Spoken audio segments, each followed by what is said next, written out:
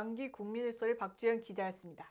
이동환 고양특례시장은 지난 5월 고양시와 시의회 간 약속한 상생협약의 이행을 강력히 촉구하였습니다. 이동환 시장은 지난 2년 4개월 동안 의사와 무관한 이유로 의회 파행이 반복되면서 시민의 이익 침해도 한계를 넘어섰다고 전하였습니다. 이동환 시장은 이와 같은 칼질이 취임 첫 예산이 2022년 2회 추경 심의부터 시작됐다고 말하였고, 당시 2023년 본 예산에서는 경제자유구역, 바이오산업, 벤처기업 등 기업 유치와 관련된 예산은 물론 조직의 손발인 업무 추진비도 90% 삭감된 바가 있습니다.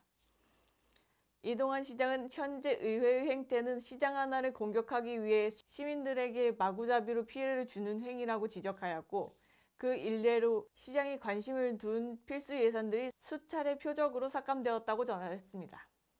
시에 따르면 도시기본계획은 경제자유구역과 1기 신도시 등 노후 도시의 재개발, 재건축과 직결된 최상위 도시계획인데도 불구하고 도시기본계획 재수립 용역이 3차례, 공립박물관 건립을 위한 용역 예산이 5차례 삭감되었고, 복지재단 설립, 한옥마을 조성, 취약계층 미세먼지 방진창 설치, 고양 지구 단위 계획 재정비와 같은 시민 관심 사업도 1년 가까이 삭감이 반복된 바가 있습니다. 그는 의회에 제출한 예산안은 시장의 예산이 아닌 시민의 예산이다.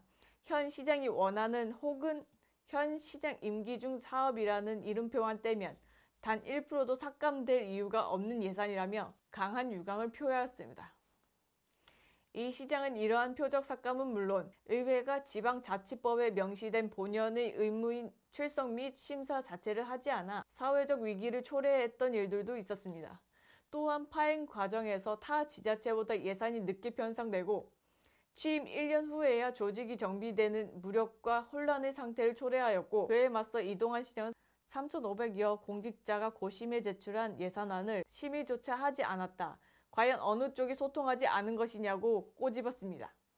그는 CJ 라이브시티 협약 해제에 따른 시민 상실감이 큰 상황에서 마이스 산업은 고양시를 일으킨 1순위 동력으로 호텔 건립과 킨텍스 제3 전시장 건립비 마련을 위해 부지 매각이 꼭 필요하다며 전임 시장들이 추진한 사업을 이동환이 하면 안 된다고 막아섰다. 상생이 어디 있고 협치가 어디 있느냐고 꼬집었습니다.